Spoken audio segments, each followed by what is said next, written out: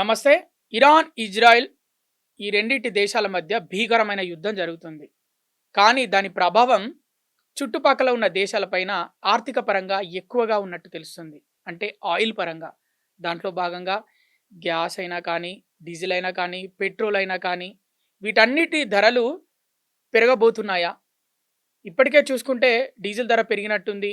ఇక పెట్రోల్ ధర కూడా పెరిగినట్టు తెలుస్తుంది. ప్రజలు ఒక తెలియని భయానికి గురవుతున్నారు. మరి రానున్న రోజుల్లో ఇంకా పెరుగుతాయా? లేకపోతే ఇలానే ఉంటాయా? మరి ఏం జరగబోతుంది మరి ప్రపంచంలో? ఈ యుద్ధం ఎప్పుడు ఆగుతుంది? అసలు ఆర్థిక పరంగా ఇంకా ఎలాంటి సంక్షోభం రాబోతుంది? ఇలాంటి విషయాలపైన మాట్లాడేందుకు సాక్షి స్టూడియోకి వచ్చారు సుందర్ రామరెడ్డి గారు, స్టాక్ ఎనలిస్ట్. నమస్తే సార్. నమస్తే సార్, ఈరోజు చూసుకుంటే ఇండస్ట్రియల్ డీజిల్ పైన 22 రూపాయలు పెరిగింది సార్. ప్రీమియం పెట్రోల్ పైన దాదాపు 2 రూపాయలకు పైగా పెరిగింది. సామాన్యుడికి అర్థం కాని పరిస్థితి. అంటే నోరు తెరిచి అడగలేడు, మౌనంగా ఉండలేడు. ఏం చెప్తారు సార్? ప్రపంచవ్యాప్తంగా అన్ని కంట్రీల్లో ఇదే పరిస్థితి అండి. యాక్చువల్గా అమెరికాలో యుద్ధం బిగినైన డేస్ సెకండ్ రేట్లు పెంచారండి. అమెరికాలోని యుద్ధం బిగిన్ చేసిన అమెరికాలోని 22% పెంచారు ఆయిల్ అండ్ గ్యాస్ రేట్లు. అన్నట్టు కెనడాలో పెంచారు, ఫ్రాన్స్ లో పెంచారు. అంటే మన దగ్గర లేట్ గా పెరిగిందా? మన దగ్గర చాలా లేటు, నిన్నే పెరిగింది, ఎఫెక్టివ్ ఫ్రమ్ ఈ రోజు నుంచే. అంటే కారణం ఏంటి? అన్ని దేశాల్లో ఆల్రెడీ అంటే వాళ్ళు డైరెక్ట్ గా మార్కెట్ లింక్ ఉంటాయి. వాళ్ళ వాళ్ళ వాళ్ళ ప్రొడక్ట్ రేట్లు మొత్తం మార్కెట్లో డౌన్ అయిన నిమిషంలోనే వాళ్ళ దగ్గర డౌన్ అవుతాయి, పెంచంగానే వాళ్ళ దగ్గర పెరుగుతాయి. ఇండియాలో ఏంటంటే గవర్నమెంట్ మిడిల్ లో ఇంటర్ఫియర్ అవుద్ది కాబట్టి వాళ్ళు ఇంకా పెంచడం లేదనమాట, అంతే. యాక్చువల్లీ ఇండియాలో ఉన్న ప్రాబ్లం ఏంటంటే మిగతా వాళ్ళందరూ ఈ వరల్డ్ వైడ్ గా ఈ silver I mean oil and gas కి అది క్రైటీరియా తీసుకున్నది WTI ఇండెక్స్ కానీ లేదా బ్రింట్ ఆయిల్ ఇండెక్స్ కానీ తీసుకుంటారు. అంటే బ్రింట్ ఏరియాలో అంటే వరల్డ్ మొత్తానికి బ్రింట్ దగ్గర తయారవుతున్న ఈ ఆయిల్ అండ్ గ్యాస్ని క్రైటీరియాగా తీసుకుంటారు. ఎందుకంటే అది లో సల్ఫర్ అను లైట్ స్వీట్ ఆయిల్ అనమాట. సముద్రంలో తయారు చేస్తారు కాబట్టి ట్రాన్స్పోర్టేషన్ చాలా ఈజీ.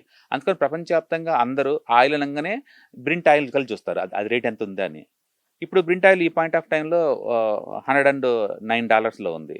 చాలామంది అదే రేటు ఇండియాలో ఉందేమో అనుకుంటారు. ఇండియాలో ఉంది $156 అండి. ఒకసారి మీరు గూగుల్లో కొట్టండి, Indian crude oil basket rate చూడండి, ఉంటుంది $156 అండి. అంటే బ్రింట్ క్రూడ్ ఆయిల్ కంటే మంది $40 ఎక్కువ రన్ అవుతుంది. అంటే ప్రపంచంలో యుద్ధం వల్ల ఎక్కువ ఎఫెక్ట్ అయ్యింది ఇండియా అండి.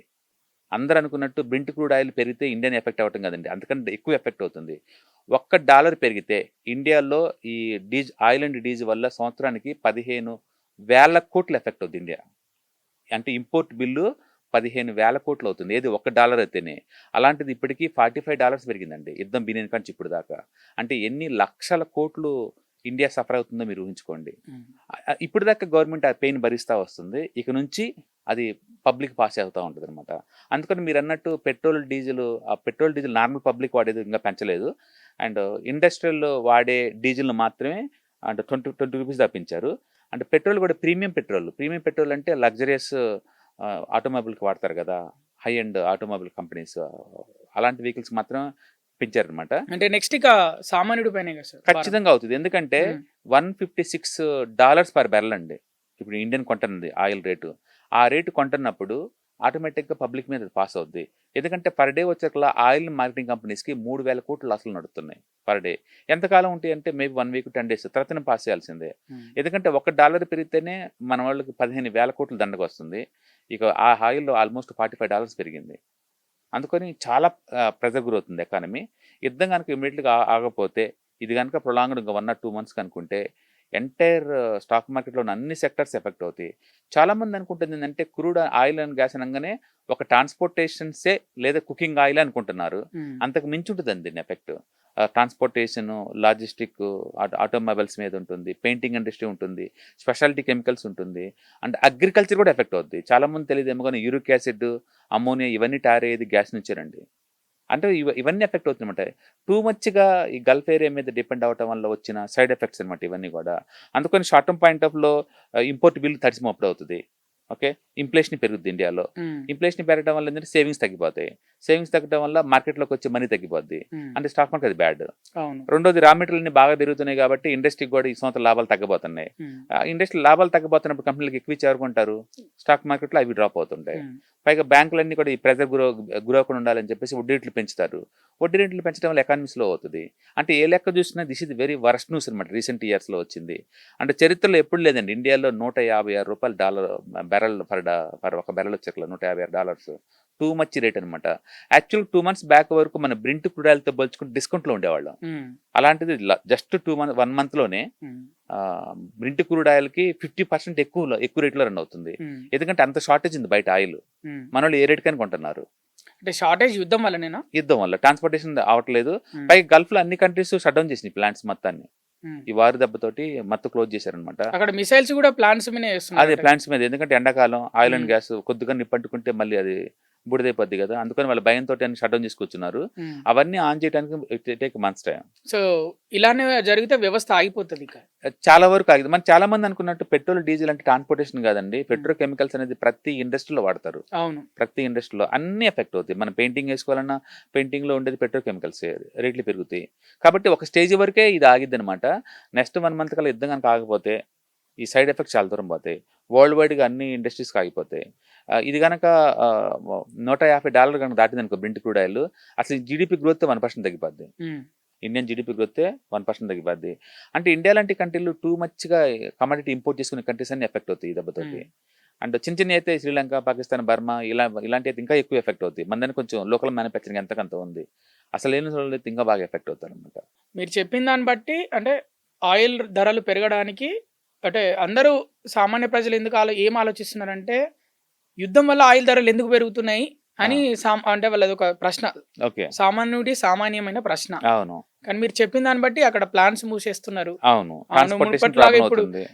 మునుపట్లాగా ఇప్పుడు ఇంపోర్ట్ చేసుకుంటే ఎక్కువ ఖర్చుతోటి మనం తెచ్చుకోవాలి, వాటికి భారీ ఖర్చు. దీని ద్వారా ఆ హార్మోన్ జలస నుంచి బయటికి రావాలంటే ఏ ఇన్సూరెన్స్ కంపెనీ వాళ్ళు ఇన్సూరెన్స్ ఇవ్వటల్లా. ఇన్సూరెన్స్ ఇచ్చేంత వరకు ఏ షిప్ కూడా ముందుకు పోదు.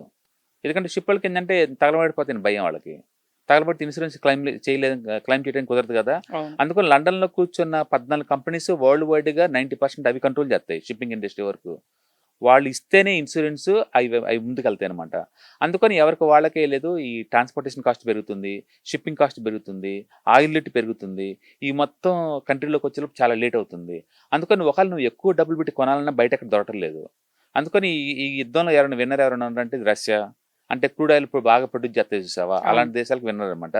బాగా లాస్ అవుతున్న దేశాలు అంటే ఇండియా లాంటివి, అంటే యుద్ధం జరిగే గల్ఫ్ కంట్రీస్ లాంటి ఆ దేశాలు అనమాట. ఇప్పటికే ఇది సార్ట్అవుట్ అవుతుంది. ఇట్ టేక్ సమ్ టైం అనమాట. అందుకే ఈవెన్ స్టాక్ మార్కెట్ కూడా లేదు, మొదట్లో అంత పడలేదు. ఇప్పుడు రాను ఇంకా ఎక్కువ డ్రాప్ అవుతుంది. ఎందుకంటే వీళ్ళు అనుకున్న దానికంటే ఎక్కువ టైం జరుగుతుంది యుద్ధం. మొదట్లో 1 weekలో యుద్ధం అయిపోయింది అనుకుంటారు. ఇప్పుడు ఆల్రెడీ 20 days అవుతుంది. ఇంకా యుద్ధం కంటిన్యూ అవుతూనే ఉంది. అది రాను ఇంకా వర్షటైర్ అవుతుంది. సార్ అంటే యుద్ధం ఇంతకుముందు కూడా చూసాం, రష్యా మధ్య ఉక్రెయిన్ మధ్య యుద్ధం జరిగింది. అప్పుడు ఇంత ఎఫెక్ట్ కాలే ఇక్కడ. ఇప్పుడంటే మనకి ఆయిల్ ఎక్కువ వచ్చేది గల్ఫ్ ఏరియా నుంచి కాబట్టి ఈ రూట్లో ఏం ఎఫెక్ట్ అవ్వలేదు. ఎక్కడో దూరంగా ఉన్నాయి కాబట్టి మనకేం కాలేదు. అందరూ వెనిజులా అమెరికా లాగా 1 day 2 days అయిపోద్దేమో అనుకున్నారు. దీని ఎఫెక్ట్ ఇంత దూరం వచ్చింది అనుకుంటే బహుశా గల్ఫ్ కంట్రీస్ కూడా యాక్సెప్ట్ చేసేవాళ్ళు కదేమో, యుద్ధం చేస్తా ఉంటే అమెరికా వాళ్ళు. బట్ అనుకున్నాను ఇజ్రాయెల్ కూడా ఒప్పుకునేది కాదంటారా? ఇజ్రాయెల్ మొదటి నుంచి టార్గెట్ ఇరాన్ ఏదేమైనా చేసేద్దాం. ఇజ్రాయెల్ కి గల్ఫ్ కంట్రీస్ లో ఏదైనా భయంకరమైన శత్రువు ఎవరైనా అంటే అది ఇరాన్ మొదటి నుంచి కూడా. దాని మీద ఎప్పటి నుంచో ఉంది. అమెరికా వాళ్ళు హెల్ప్ చేశారు కాబట్టి ఈ టైంలో వాళ్ళు ఫుల్ అటాక్ చేయగలిగారు. కానీ దానివల్ల మొత్తం గల్ఫ్ కంట్రీస్ అన్ని గల్ఫ్ కంట్రీస్ ఈ రేంజ్ లో ఎఫెక్ట్ అవుతుందని వాళ్ళు ఊహించలేదు. ప్రపంచానికి ఇంత డామేజ్ జరుగుతుందని ప్రపంచం కూడా అనుకోలేదు. ఎందుకంటే అంత చిన్న కంట్రీ, ఇంత పెద్ద అమెరికా వాళ్ళని 20 రోజులు ఆపడం అంటే అసలు ఇంపాసిబుల్. అదే కదా సార్, ఇప్పుడు ప్రతి ఒక్కరికి అదే సందేహం కలుగుతుంది. ఒక ఇరాన్ అనేది ఏంటి, అమెరికా ఇన్ని రోజుల నుంచి దాడి చేయడం ఏంటి, ఇంకా స్పెషల్ జెట్స్ తెప్పిస్తున్నారంట. 18 లక్షల కోట్లు మనీ కోసం అక్కడ పార్లమెంట్ లో బిల్ పెట్టారు అమెరికా వాళ్ళు దీని మీద యుద్ధం చేయడం కోసం. 18 లక్షల కోట్లు అంటే యుద్ధం ఇప్పుడు అలా అయ్యేలా లేదు. అది అంత పెద్ద బడ్జెట్ అడుగుతున్నారు. అటు ఇరాన్ అయితే మేము వెనకకు తగ్గమని చెప్పి వాళ్ళు తగ్గమంటారు. వాళ్ళ దగ్గర తగ్గడానికి అన్ని నాశనం అయిపోయినాయి ఆల్రెడీ. తగ్గడానికి ఏం లేదు వాళ్ళ దగ్గర. అందుకని వాళ్ళు యుద్ధం చేస్తారు. ఎటొచ్చి హార్మోన్ జలసంధి కనుక ట్రావెలింగ్ బిగిన్ చేసే అంతవరకు కూడా ప్రపంచానికి ఇష్యూ ఎప్పుడు ఉంటుంది. ఇప్పటికప్పటికి గల్ఫ్ రీజన్లో ఇన్ఫ్రాస్ట్రక్చర్ బాగుపడేది లేదు. వాళ్ళకు కూడా రియల్ ఎస్టేట్ దెబ్బతింది, టూరిజం దెబ్బతింది గల్ఫ్ కంట్రీస్లో కూడా. అవి మొత్తం పిక్ అవడానికి టేక్ ఇయర్స్ టైం. అందుకని యుద్ధం ఓవర్ నైట్ ఆగిపోయినా ఎకానమీ ఇంపోర్ట్ చాలా టైం పడుతుంది. ఇండియా చాలా ఎనఫ్ డ్యామేజ్ జరిగిపోయింది ఇండియాలో ఆల్రెడీ. ఎందుకంటే ఇప్పుడు ముందు ఏ రేటుకైనా కొనడానికైనా ముందు ఆయిల్ అండ్ గ్యాస్ బయట దొరకలేదు. మీరు చూసారు హైదరాబాద్లో చిన్న చిన్న హోటల్స్ అప్పుడే క్లోజ్ చేశారు గ్యాస్ లేక. మనం ఇండియా గవర్నమెంట్ వాళ్ళు ఏం చెప్తున్నారు, మా దగ్గర గ్యాస్ ఉంది అంటూనే ఉన్నారు. బట్ మన రొడీయం బాత్రూమ్ చూసాం కదా, కొన్ని హోటల్స్ క్లోజ్ చేసి ఉండి. దాని మీనింగ్ ఏంటంటే గవర్నమెంట్ ఒప్పుకోవట్లేదు కానీ ఎకానమీ లోపల బాగా సఫర్ అవుతుంది. చిన్నగా ఇండస్ట్రీ మొత్తం క్లోజ్ చేస్తారు. ఇప్పుడు గ్లాస్ మ్యానుఫ్యాక్చరింగ్ గ్యాస్ కావాలి, వెల్డింగ్ వాళ్ళకి అందరికి గ్యాస్ కావాలి, ఇలాంటివన్నీ అయిపోతుంటాయి. ఇంకా ఆగిపోయినప్పుడు ప్రొలాంగ్ టైంలో మెయింటైన్ చేయలేరు ఎవరు కూడా దీన్ని. అందుకని ఎకానమీ పెయిన్గా గ్రో అవబోతుంది. నెక్స్ట్ 1 or 2 quarters రిజల్ట్ వరకు కూడా ఇది ఎఫెక్ట్ కాబోతుంది. అండ్ ఇప్పుడిప్పుడే ఇది స్టాక్ మార్కెట్కి ఆ విషయం అర్థమవుతుంది. అందుకే మార్కెట్ డ్రాప్ అవుతుంది బాగా. ఆర్థిక వ్యవస్థలో ఇవన్నీ మార్పులు అంటారు. యా ప్రస్తుతానికి అయితే ఇంక పెయిన్ అనమాట, భరించి తప్పదు. ఆల్రెడీ 3 నెలల జీడీపీ గ్రోత్ కిందకు వెళ్ళిపోయిందండి. నిన్న వచ్చింది అది ఆల్రెడీ. లాస్ట్ ఇయర్ 4%, 4.0 ఏదో గ్రోత్ ఉండేది. ఇప్పుడు 2.2కి వచ్చేసింది. అంటే ఆల్రెడీ ఎకానమీ మీద స్ట్రెస్ బీన్ అవుతుంది అని అర్థం. సార్ గల్ఫ్ కంట్రీస్ లో ఇప్పటికే ఎకనామీ తగ్గింది, టూరిజం దెబ్బతింది అని చెప్తున్నారు. అవును. ముఖ్యంగా దుబాయ్. అవును. గల్ఫ్ కంట్రీస్ అంటే ముందుగా గుర్తొచ్చే అవును. పేరు దుబాయ్. దుబాయ్ తర్వాత ఎలా ఉండబోతుంది యుద్ధం తర్వాత? బేసికల్గా ఏంటంటే దుబాయ్ మొదటి నుంచి ఆయిల్ అండ్ గ్యాస్ మీద బాగా సంపాదించారు. So Hmm. తర్వాత వాళ్ళకి తెలుసు ఫ్యూచర్లో oil and gas sector dull అయిద్దని. అందుకే టూరిజం టెక్నాలజీ బాగా డెవలప్ చేసుకున్నారు. Hmm. రియల్ ఎస్టేట్ బాగా పెంచారు. ట్యాక్స్ ఫ్రీ అవటం వల్ల ప్రపంచవ్యాప్తంగా అందరినీ అట్రాక్ట్ చేశారు, ఆకర్షించారు బాగా. Hmm. ఎక్కడ లండన్లో ఉన్న వాళ్ళు కూడా ట్యాక్స్ తప్పించుకోవడం కోసం అక్కడ నుంచి దుబాయ్ రావడం ఇది అయిపోయింది అనమాట. Hmm. ఇప్పుడు అలాంటిది సేఫ్టీ క్వశ్చన్ నాకు వచ్చింది ఫస్ట్ టైం. అవును. ఫ్యూచర్లో దుబాయ్లో అంత సేఫ్టీ ఉందా అనేది. అలాంటప్పుడు దుబాయ్కి ఆల్టర్నేటివ్ పోటీ ఏంటంటే సింగపూర్, ఏషియాలో. Hmm. అందుకని సింగపూర్ ఎప్పుడు ఫర్ ఎవర్ కూడా సేఫ్టీ ఎక్కువ, కంఫర్ట్ అనే విషయం అర్థమవుతుంది. అందుకని సురక్షితంగా ఉండి ట్యాక్స్ ఫ్రీ జోన్ ఏదైనా ఉందంటే ఏషియన్ కంట్రీస్లో దుబాయ్ కన్నా బెటర్ ఏంటంటే సింగపూర్. పరువు నిలుపుకోవడం కోసం ఎయిర్పోర్ట్ పైన మిసైల్స్ దాడి చేస్తున్నా, లేకపోతే చుట్టుపక్కల దుబాయ్లో అక్కడక్కడ మిసైల్స్ పడుతున్నా కూడా కావాలని ఫ్లైట్స్ రన్ చేస్తున్నారు. అంటే ఎకనామీ కోసం, పేరు అంటే అది నిలుపుకోవడం కోసం ఇలాంటి పనులు చేస్తుంది దుబాయ్ ప్రభుత్వం అని అంటున్నారు. ఏం చెప్తారు? ఎంత డ్యామేజ్ తట్టుకున్నా కూడా ఎంతకాలం తట్టుకుంటారు, కొంతకాలం. ఆల్రెడీ వాళ్ళు క్లోజ్ చేశారు కూడా ఎయిర్పోర్ట్. 1-2 రోజులు ఓపెన్ చేస్తున్నారు, మళ్ళీ క్లోజ్ చేస్తున్నారు. Hmm. మొత్తానికి వాళ్ళ వ్యవస్థ తిరిగి ట్రాక్లోకి వస్తే తప్ప Hmm. వాళ్ళ మీద డిపెండ్ అయిన మనలాంటి ఎకానమీలు ఇంప్రూవ్ అవ్వవు. Hmm. వాళ్ళకి వాళ్ళ ఎకానమీ ఎంత ఇంపార్టెంటో ఇండియా వాళ్ళకి ఆయిల్ అండ్ గ్యాస్ అంత ఇంపార్టెంట్. Hmm. వాళ్ళకి కనీసం వాటర్ కూడా సోర్సెస్ సరిగా లేవు, ఫుడ్ సోర్సెస్ సరిగా లేవు, అన్ని మన దగ్గర నుంచి ఇంపోర్ట్ వెళ్ళాలి. ఊహించుకోండి, ఇండియా వాళ్ళు ఒక్క మహారాష్ట్ర నుంచి సంవత్సరానికి 3,500 కోట్ల వర్త గల బనానాస్ వెళ్తాయి వాళ్ళ దగ్గరికి. Hmm. ఇది రంజాన్ మంత్ కదా అని చెప్పేసి మన వాళ్ళు రెడీగా ఎక్కువ పండిస్తారు ఈ టైంలో. అవును. షిప్మెంట్లు అన్నీ ఆగిపోయినాయి. Hmm. పోనీ అవి ఎక్కువ నిలవంటి అంటే నిల్వ కూడా ఉండవు. అవును. అంటే ఒక్క బనానాస్లోనే ఒక 3,500 కోట్లు లాస్ అవుతుంటే మిగతా ఫుడ్ ప్రొడక్ట్స్ ఎన్ని లాస్ అవుతుండాలా?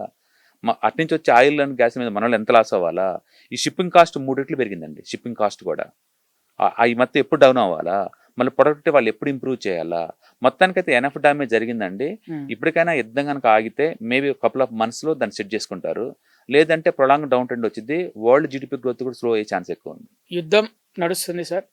భారత్ లాంటి దేశంలో ఎలాంటి పెట్టుబడులు పెట్టాలి, దేని మీద పెట్టుబడులు పెట్టాలి? Right. So any point of టైంలో కొన్ని సెక్టర్స్ ఎప్పుడు ఆపర్చునిటీ క్రియేట్ అవుతూ ఉంటుందండి. ఇప్పుడు కోవిడ్ అప్పుడు మనం చూసాము. కోవిడ్ అప్పుడు టూరిజం కొలాప్స్ అయిపోయింది అండ్ హాస్పిటల్స్ కొలాప్స్ అయిపోయినాయి. I mean hospitality sector, hotels ఇలాంటివన్నీ కొలాప్స్ అయిపోయినాయి. బట్ ఫార్మసీ సెక్టర్ బాగా ముందుకెళ్ళింది కదా ఆ టైంలో. ఫార్మసీ ముందుకెళ్ళింది కదా.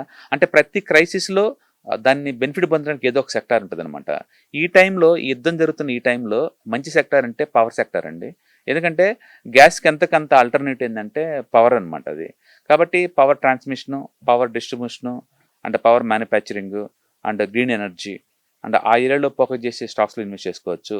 లేదు అంటే CPSE ETF and power ETF and infrastructure ETF వాటిల్లో పెట్టుకోవడం ద్వారా మంచి లాభాలు తీసుకోవచ్చు. అండ్ ఫార్మా కూడా రూపాయి బాగా డ్రాప్ అవుతుంది కాబట్టి అండ్ ఫార్మసీ కూడా మంచిగా ఉండే ఛాన్స్ ఉంది. సో ఫార్మాలో కూడా పెట్టుకోవచ్చు, pharma ETFs or mutual funds. ఏదైనా టూ మచ్ వాలటిలిటీ అవుతున్న ఈ టైంలో అంటే స్టాక్ స్పెసిఫిక్తో పెట్టుకునే బదులు బ్రాడ్గా ఉండే ఫార్మా థీమ్ మీద, పవర్ థీమ్ మీద అండ్ ఇలాంటి వాటిలో ETFs, index funds, mutual fund పెడుతున్నారా మనం మనీ మేక్ చేసుకోవచ్చు. మనం చేయాల్సింది ఏంటంటే ప్యానిక్ వచ్చినప్పుడు భయపడకుండా ఏ సెక్టార్కి ఈ ప్యానిక్ వల్ల బెనిఫిట్ అవుతుందో తెలుసుకొని అలాంటి సెక్టార్లో ఇన్వెస్ట్ చేయడం ద్వారా మనం ఇలాంటి ప్యానిక్ని మనం మేనేజ్ చేయొచ్చు. ఆయిల్ ధరలు పెరగడం వల్ల భారత ఆర్థిక వ్యవస్థలో ఎలాంటి మార్పులు వస్తాయి? ముఖ్యంగా ప్రజల్లో ఎలాంటి, అంటే వాళ్ళ ప్రవర్తనలో ఎలాంటి మార్పులు వచ్చే అవకాశం ఉంది? డెఫినెట్గా అండి. లగ్జరీ గూడ్స్ అన్ని తగ్గించుకుంటారు, ట్రాన్స్పోర్టేషన్ తగ్గించుకుంటారు, ఇంటర్నేషనల్ ట్రావెలింగ్ అన్ని తగ్గించుకుంటారు. ఎందుకంటే అడిషనల్ ఛార్జెస్ 2,000-3,000 చేస్తుంటారు కదా. అవును. ఇలాంటివన్నీ అంటే ట్రాన్స్పోర్టేషన్ సంబంధించి అన్ని స్లో అవుతాయి. ఆటోమొబైల్స్ అన్ని స్లో అవుతాయి ఆటోమేటిక్గా. And painting industry, oil and gas వీటి మీద నిలబడ్డ డిపెండెంట్ సెక్టర్స్ కూడా స్లో అవుతుంటుంది. ప్రొలాంగ్డ్ ఉంటే ఏమవుతుందంటే ఈవెన్ అన్ఎంప్లాయ్మెంట్ పెరిగిపోద్ది. ఇంకా అది ఇండియా లాంటి జనాభా ఎక్కువ కంట్రీకి సూట్ అవ్వ అనమాట. అందుకని ఆయిల్ అండ్ గ్యాస్ ఎంత రేటు తగ్గితే త్వరగా అంత బెటర్ ఎకానమీకి. యుద్ధ ప్రభావం వల్ల ప్రపంచంలో ఉన్న దేశాల మధ్య, అంటే ముఖ్యంగా ఆర్థిక వ్యవస్థను బేరీజు వేసుకొని ఎక్కువ స్నేహం చేస్తాయి దేశాలు. సో ఇలా ఏమైనా మార్పులు వచ్చే అవకాశం ఉందా? దేశాల మధ్య వాళ్ళ స్నేహపూర్వక ఇలాంటి ఆర్థిక పరంగా ఉండే స్నేహాల మధ్య ఏమన్నా తేడా వచ్చే అవకాశం ఉందా? డెఫినెట్ గా అండి. ప్రతి యుద్ధంలో అవుట్పుట్ ఎంతకంత ప్రపంచాన్ని పర్సెప్షన్ మారుస్తూ ఉంటది. ప్రతి యుద్ధంలో కూడా. ఉమ్, ఈ యుద్ధంలో కూడా ఎక్సెప్ట్ ఇరాన్ ఆపోజిట్ లో ఉందనుకోండి, మిగతా గల్ఫ్ కంట్రీస్ అన్ని కూడా ఫస్ట్ టైం అరబ్ కంట్రీస్ అన్ని కూడా ఇజ్రాయెల్ పక్కన చేరినాయి. ఉమ్, ఒకప్పుడు ఇజ్రాయెల్ అంటేనే ఒళ్ళు మండే గల్ఫ్ కంట్రీస్ అన్ని ఇప్పుడు అవన్నీ ఒకే జట్టు కట్టినాయి ఫస్ట్ టైం హిస్టరీలో. ఉమ్, రెండోది నాటో వాళ్ళు అమెరికాకి కావాల్సిన హెల్ప్ వాళ్ళు అందించడం లేదు. అవును. నాటోకి అమెరికాకి మధ్య గ్యాప్ బాగా వచ్చేసింది. అండ్ యుద్ధానికి కారణం అమెరికా వాళ్ళన్న స్పృహ ప్రపంచవ్యాప్తంగా పెరిగిపోతుంది. ఈ ఈ రేట్లు పెరగడానికి కారణం ఈ అమెరికా వాళ్ళు దీనివల్ల అని చెప్పేసి డెఫినెట్గా అమెరికా వాళ్ళకి ఇది మాయన మచ్చలాగా ఉంటుంది. అండ్ నాటోకి అమెరికా మధ్య గ్యాప్లు ఎక్కువ అవుతాయి. అండ్ ఫ్యూచర్లో ఇజ్రాయెల్కి గల్ఫ్ కంట్రీస్ మధ్య ఫ్రెండ్షిప్ పెరిగే ఛాన్స్ ఎక్కువ ఉంది. కాబట్టి ప్రతి యుద్ధంలో జరిగిన తర్వాత మార్పులు చేర్పులు ఎలా సహజం, ఈ యుద్ధం కూడా ఎంతకంత ప్రపంచంలో మార్పు చేయడానికి హెల్ప్ అవుతుంది గ్యారంటీగా. ఓకే. అన్నిటికంటే ముఖ్యమైన విషయం ఏంటంటే సార్ రూపాయి విలువ. రూపాయి విలువ గురించి ఏం చెప్తారు? రూపాయి బాగా డ్రాప్ అయిందండి. ఇప్పుడు లోయెస్ట్లో 93.5 పైసలు ఉంది. ఒకప్పుడు 100 రూపాయలు డ్రాప్ అవుద్ది $1 కంటే అందరూ నవ్వేవాళ్ళు. ఉమ్, అలాంటి ఏం జరగవనేవాళ్ళు.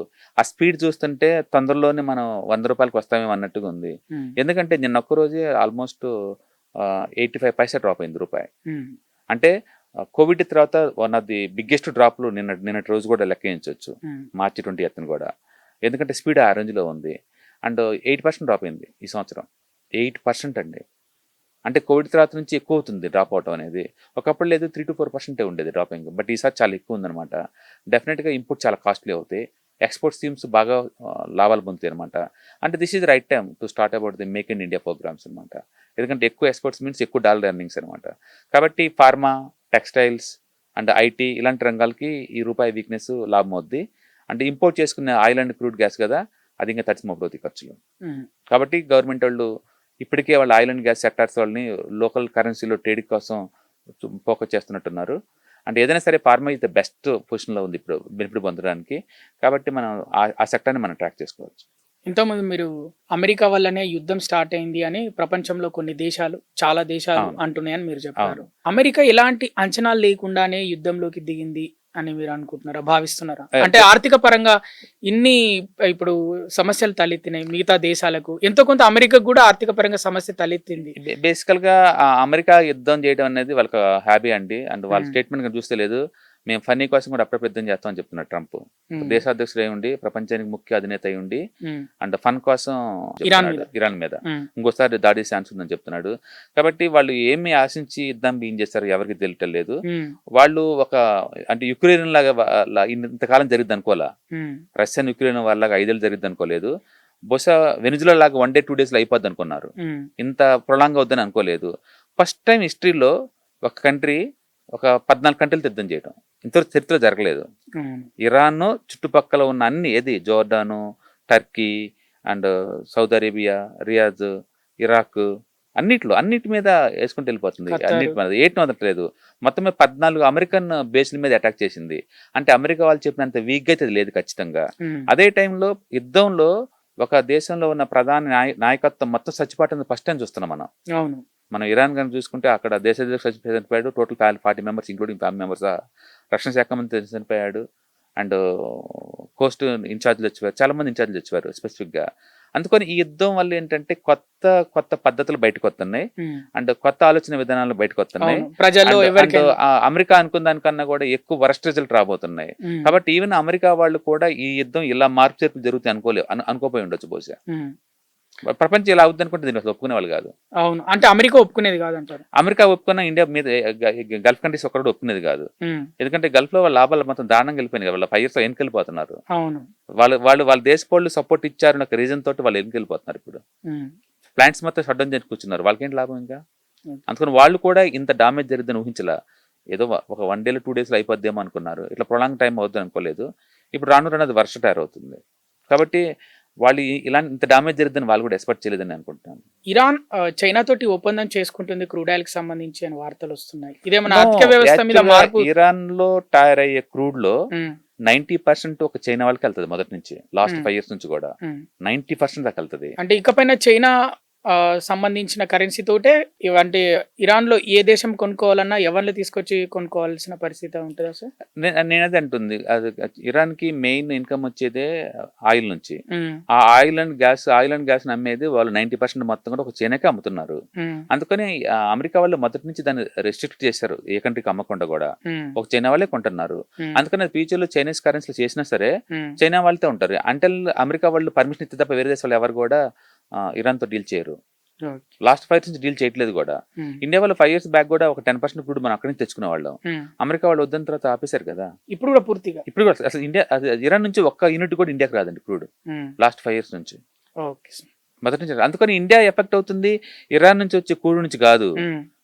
హమ్రు అది హర్ముజ్ జలసంధి. జలసంధి బ్లాక్ చేయడం వల్ల ఒక్క షిప్ కూడా అటు నుంచి రావట్లేదు. ఓకే. అది అందరూ ఏమనుకుంటున్నారంటే ఇరాన్ నుంచి వస్తుందేమో అసలు ఇరాన్ అనుకుంటున్నారు. నుంచి జీరో అండి. లిటరల్లీ అదే. జీరో ఎఫెక్ట్ ఇండియాకి. అసలు బిజినెస్ డీల్స్ లేవు. కేవలం అక్కడి నుంచి ట్రాన్స్‌పోర్టేషన్ మాత్రమే ట్రాన్స్‌పోర్టేషన్‌తో ఉంది. మర్చారు. హ్మ్. అండ్ దాని లాజిస్టిక్ కాస్ట్, ఫ్రైట్ చార్జెస్ మొత్తం 3 రెట్లు పెరిగినాయి. హ్మ్. రానివ్వటం లేదు పైగా. హ్మ్. అండ్ మనం ఇంతకుముందు రష్యా నుంచి తెచ్చుకునే వాళ్ళం కదా, అది కూడా స్లో చేశాము. హ్మ్. వీటన్నిటి వల్ల ఎక్కువ అవుతుందన్నమాట.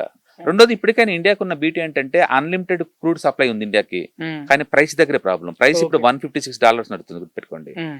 అందుకని బ్రింట్ క్రూడ్ ఆయిల్ తో పోల్చుకుంటే $50 ఎక్కువ మనం కొంటున్నాం. హ్మ్. అంటే బ్రింట్ క్రూడ్ ఆయిల్ పెరిగే ప్రతి $10 కి ఇండియా వాళ్ళు $16 పే చేయాల్సి ఉంటుంది. ఒక్క డాలర్ పెడితే 13,000 కోట్ల రూపాయలు లాస్ వచ్చింది ఇండియాకి. అందుకని క్రూడ్ కంట్రోల్ చేసేంత వరకు కూడా ఇండియా లాంటి కంట్రీస్ ప్రాబ్లమే. హ్మ్. అందుకని సాధ్యంత వరకు లేదు ఆల్టర్నేటివ్ ఎనర్జీకి షిఫ్ట్ అవ్వాలి. హ్మ్. అందుకని power sector is too good right now. ఎందుకంటే డేటా సెంటర్స్ వల్ల హ్యూజ్ డిమాండ్ వస్తుంది. అవును. సమ్మర్ వల్ల హ్యూజ్ డిమాండ్ వస్తుంది. హ్మ్. జనాల యొక్క లైఫ్ స్టైల్ మారుతుంది కాబట్టి అందరూ ఏసీలు, ఫ్రిడ్జ్లు ఇవన్నీ నార్మల్ విషయం అయిపోతుంది. హ్మ్. వీటన్నిటి వల్ల ఏదో ముందు రోజుల్లో పవర్స్ ఎక్కువ డిమాండ్ అవబోతుంది. హ్మ్. అంటే పర్టికులర్ గా మోడర్న్ ఎకానమీ అంతా కూడా ఎలక్ట్రికల్ గాడ్జెట్ చుట్టూ రన్ అవుతుంది కాబట్టి, హ్మ్. డేటా చుట్టూ రన్ అవుతుంటుంది కాబట్టి హ్యూజ్ డిమాండ్ అవబోతుంది పవర్ సెక్టర్ మాత్రం. కాబట్టి ఈ ఎపిసోడ్ వల్ల ఏదైనా సెక్టర్ కి బెనిఫిట్ వచ్చింది అంటే అది ఒకటి పవర్ సెక్టర్. ఎందుకంటే ఆయిల్ అండ్ గ్యాస్కి ఎంతకంత ఆల్టర్నేటివ్ కాబట్టి. రెండోది రూపీ బాగా వీక్ అవుతుంది యుద్ధం వల్ల కాబట్టి ఎక్స్పోర్ట్ థీమ్ బాగా బెనిఫిట్ అవుతుంది. అంటే ఫార్మసీ బెనిఫిట్ పొందుతుంది దీనివల్ల. కాబట్టి మన లోకల్ థీమ్ కింద పవర్ సెక్టర్ ఇన్వెస్ట్ చేసుకోవచ్చు. అండ్ అబ్రాడ్ థీమ్ కింద మన ఫార్మసీ మీద పెట్టుకోవచ్చు ఇన్వెస్ట్మెంట్స్. కాబట్టి ప్యానిక్ అయ్యే బదులు ఇప్పుడు జరుగుతున్న మార్కెట్లో హ్మ్. ఈ ప్యానిక్ వల్ల ఏ సెక్టర్ బెనిఫిట్ పొందిద్దో ఆ సెక్టార్లో ఇన్వెస్ట్ చేయడం ద్వారా మనం బెనిఫిట్ పొందొచ్చు అనమాట. సార్ ఇక చివరి ప్రశ్న అంటే ఇది ఒక 2 రోజుల నుంచి చర్చ నడుస్తుంది దీని మీద. ఇంటర్నెట్ కేబుల్స్ ఏదైతే అండర్ వేలో ఉన్నాయో ఇరాన్ వాటిని కట్ చేస్తది. కట్ చేస్తే పూర్తిగా స్తంభించిపోతది.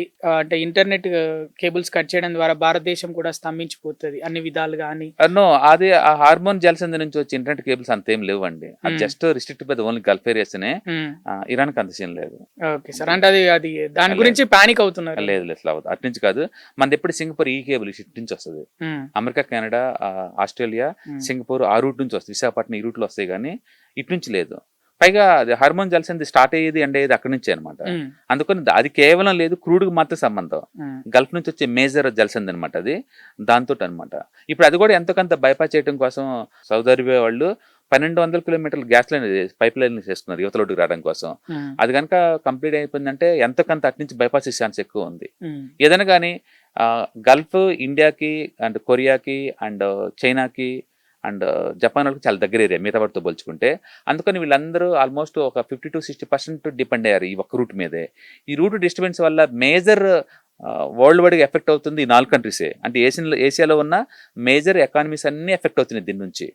ఎందుకంటే మేజర్ సోర్స్ కాబట్టి మనకి దగ్గరలో ఉంది కాబట్టి. ఇది సెట్ అయితే ఇది రికవర్ అయ్యే ఛాన్స్ ఎక్కువ ఉంది. ఇది సెట్ కాకపోతే వరల్డ్ మార్కెట్లో ఇంకా డౌన్ అయ్యే ఛాన్స్ ఎక్కువ ఉంది. బహుశా వరల్డ్ మార్కెట్ ఇది కనుక సెటిల్ కాకపోతే రిసెషన్లోకి వెళ్ళినా సరే పెద్దగా ఆశ్చర్యం లేదు.